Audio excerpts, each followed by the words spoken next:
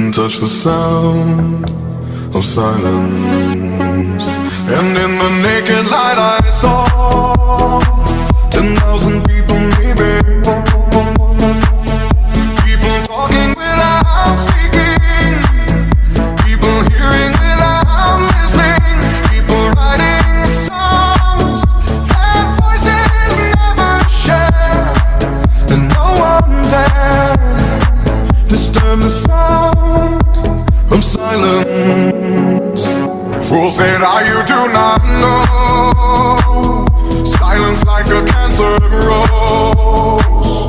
Hear my words and I might teach you. Play my arms and I might reach you. But my words, like silent raindrops, fell and echoed in the wells of silence.